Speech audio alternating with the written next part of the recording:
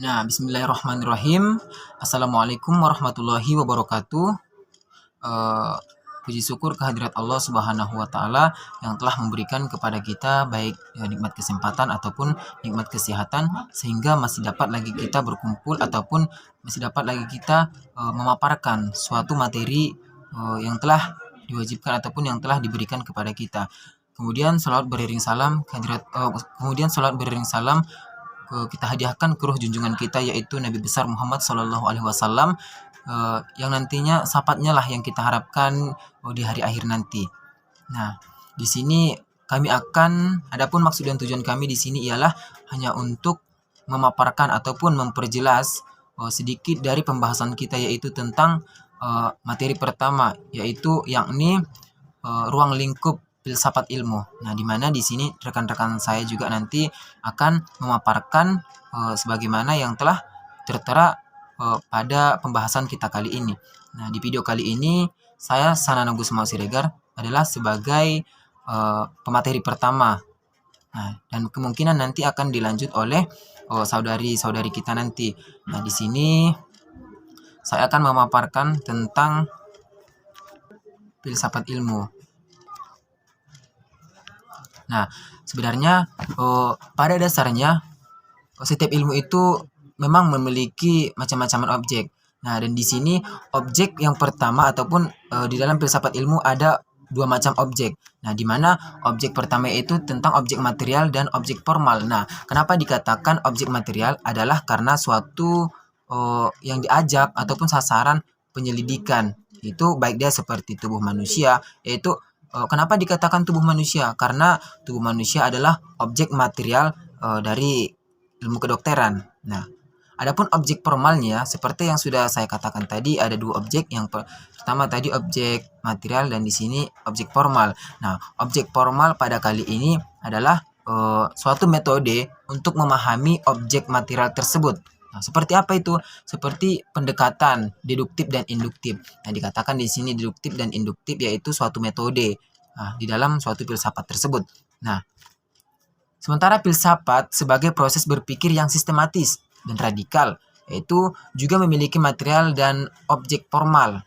Nah, di mana objek formal tersebut terdapat pada filsafat, yakni segala yang ada, yang mencakup ada ataupun yang tampak, yang tidak tampak. Nah, di sini sudah dicakup baik dia yang tampak ataupun yang tidak tampak. Di sini sudah sangat dijelaskan sekali. Nah, dan adapun objek formal filsafat adalah sudut pandang, yaitu yang menyeluruh, baik dia radikal, rasional, tantangan. Nah, tantangan segala yang ada di dalam baik di alam. Nah, kecukupan objek filsafat itu lebih luas dibandingkan dengan ilmu karena yang terbatas pada persoalan empiris saja dan non-empiris. Nah, di samping itu, secara historis juga, filsafat ilmu berasal dari kajian filsafat, karena awalnya filsafatlah yang melakukan pembahasan, yaitu tentang segala yang ada.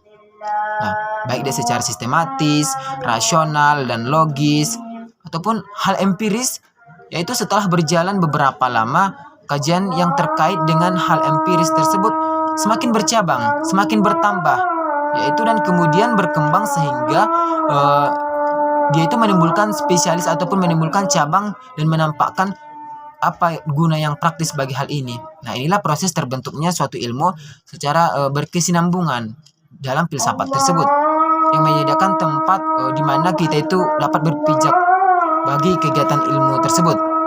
Nah, disambung juga oleh filsafat ataupun filosofi disebut sebagai induk dari ilmu, karena sebab dari filsafatlah ilmu-ilmu modern dan kontemporer berkembang. Nah, berarti di sini adalah bisa kita katakan bahwasanya filsafat ilmu tersebut adalah salah satu induk dari ilmu.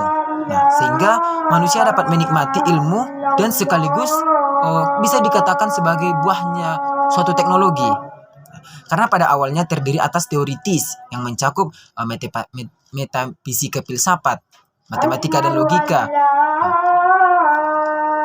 Dan bukan hanya itu saja, ilmu politik, ilmu ekonomi, etika, itu semua itu digabung kepada ilmu filsafat. Nah, di dalam ilmu filsafat tersebut juga dibahas sekali. Nah, bahkan menjadi biologi berkembang jadi anatomi. Baik di anatomi, kedokteran, yaitu kedokteran pun terspesialisasi menjadi beberapa bagian lagi.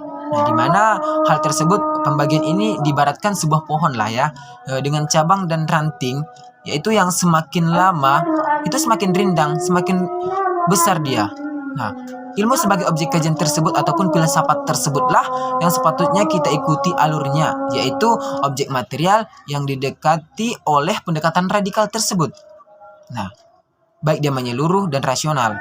Begitu juga dengan pendekatan dalam filsafat, sepatuhnya bagian dari ilmu dilihat adanya suatu posisi yang mutlak. Nah, sehingga masih ruang untuk ruang demi pengembangan hal tersebut. Nah, begitu dia di dalam pengembangan ataupun di dalam ruang lingkup pendidikan.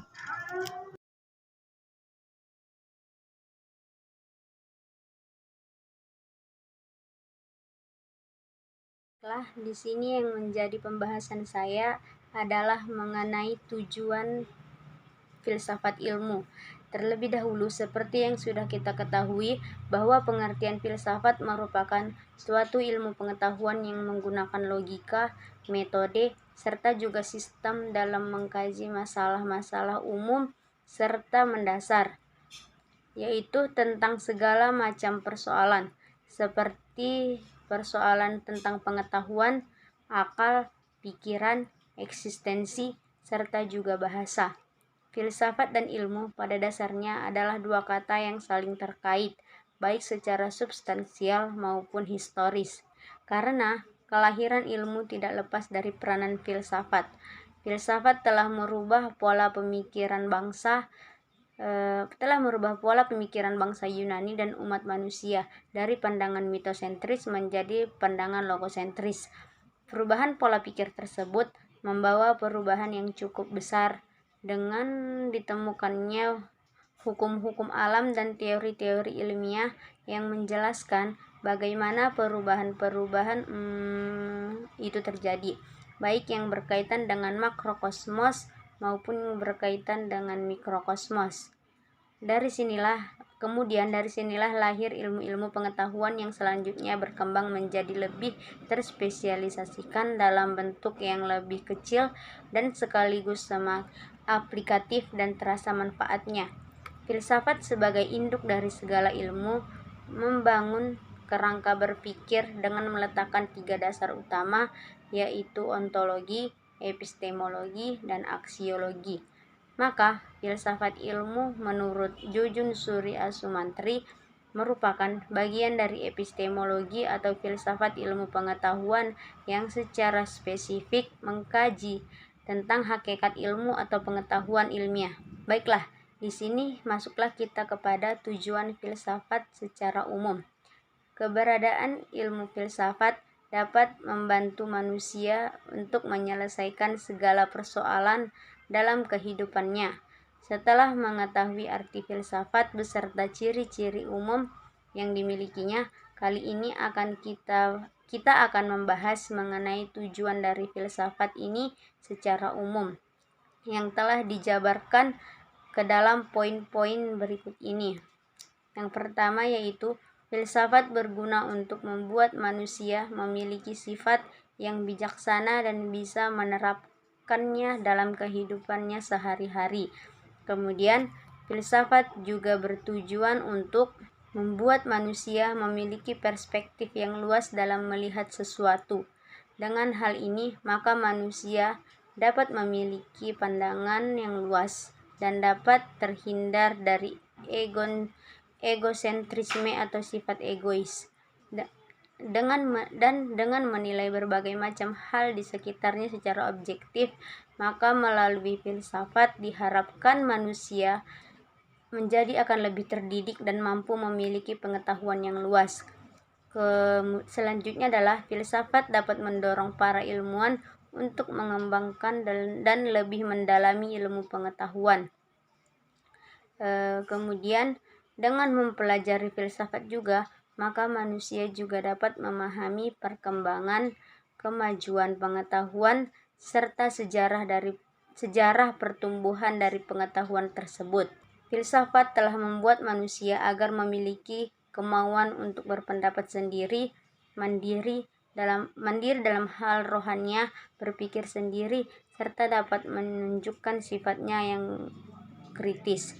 Dengan mendalami filsafat, maka manusia dapat mendalami pokok ilmu sampai ke cabang-cabangnya. Dengan demikian, maka akan lebih mudah dalam memahami hakikat ilmu beserta sumber dan tujuannya. Filsafat juga sangat berguna bagi dunia pendidikan, karena baik siswa maupun pengajar punya pedoman yang kuat untuk mempelajari ilmu pengetahuan, terutama untuk membedakan mana persoalan yang bersifat ilmiah dan tidak ilmiah. Kemudian, agar manusia itu dapat menjadi lebih terdidik serta memiliki pengetahuan, serta juga mampu untuk menilai hal-hal yang di sekitarnya itu secara objektif. Kemudian, ada juga agar manusia itu dapat memiliki pandangan yang luas serta juga dapat terhindar dari sifat egosentrisme. Kemudian, agar manusia itu dapat berpikir sendiri. Kemudian agar manusia dapat mendalami unsur-unsur pokok ilmu sehingga bisa atau dapat memahami sumber, hakikat, serta tujuan ilmu. Dan agar manusia itu dapat memahami sejarah pertumbuhan, perkembangan, kemajuan ilmu pengetahuan pada berbagai bidang. Pada tenaga pengajar, yaitu agar tenaga pengajar serta juga siswa mempunyai pedoman dalam mendalami suatu ilmu pengetahuan, khususnya untuk dapat membedakan persoalan ilmiah serta non-ilmiah. Kemudian, agar para ilmuwan tersebut terdorong untuk mendalami serta juga mengembangkan ilmu pengetahuan. Kemudian, sarana pengujian penalaran ilmiah sehingga orang menjadi kritis terhadap kegiatan ilmiah, usaha merefleksi, menguji, mengkritik asumsi dan metode keilmuan. Kemudian, filsafat juga bertujuan untuk memberikan pendasaran logis terhadap metode keilmuan, karena setiap metode ilmiah keilmuan harus dapat dipertanggungjawabkan secara logis dan rasional. Kemudian ada juga filsafat itu bertujuan untuk mendalami unsur-unsur pokok ilmu. Secara menyeluruh kita dapat memahami sumber, hakikat, dan tujuan ilmu. Tujuan filsafat ilmu selanjutnya adalah memahami sejarah pertumbuhan, perkembangan, dan kemajuan ilmu berbagai bidang sehingga kita dapat gambaran ilmu kontemporer secara historis. Kemudian tujuannya yang lain adalah jadi pedoman para dosen dan mahasiswa di perguruan tinggi, terutama untuk membedakan pengetahuan ilmiah dan non-ilmiah. Kemudian masuklah kita kepada manfaat mempelajari filsafat ilmu. Yang pertama yaitu mengembangkan ilmu, teknologi, dan perindustrian dalam batasan nilai ontologis.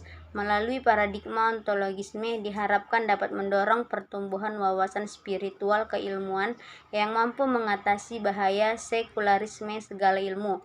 Yang kedua adalah mengembangkan ilmu, teknologi, dan perindustrian dalam batasan nilai epistemologis. Melalui paradigma epistemologis diharapkan akan mendorong pertumbuhan wawasan intelektual keilmuan yang mampu membentuk sikap ilmiah. Yang ketiga adalah mengembangkan ilmu, teknologi, dan perindustrian dalam batasan aksiologi. Melalui paradigma aksiologi diharapkan dapat menumbuh kembangkan nilai-nilai etis, serta mendorong perilaku dan adil dan membentuk moral tanggung jawab. Segala macam ilmu dan teknologi dipertanggungjawabkan bukan untuk kepentingan manusia, namun juga untuk kepentingan objek semua sumber kehidupan.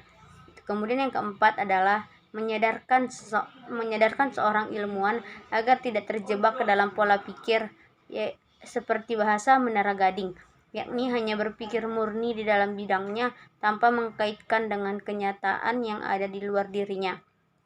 Kenyataan sesungguhnya bahwa setiap aktivitas keilmuan nyaris tidak dapat dilepaskan dari konteks kehidupan sosial kemasyarakatan. Kemudian di sini saya akan membahas tentang hal-hal yang menjadi kajian dalam filsafat ilmu. Yang pertama itu adalah logika. Logika ini adalah kajian yang mencari yang mana yang benar dan yang mana yang salah menurut pemikirannya. Yang kedua adalah etika. Etika ini sendiri adalah kajian yang mencari mana yang baik dan mana yang benar. Yang mana yang baik dan yang mana yang benar yang harus kita lakukan. Kemudian adalah estetika. Estetika adalah kajian untuk menentukan mana yang indah dan mana yang tidak indah, sehingga itu dapat disusun menurut karakteristiknya. Kemudian adalah metafisika. Metafisika ini adalah kajian yang termasuk ke dalam teori tentang ada atau tentang tidak adanya hakikat keberadaan suatu zat, hakikat pikiran, dan kaitan antara pikiran dan zat.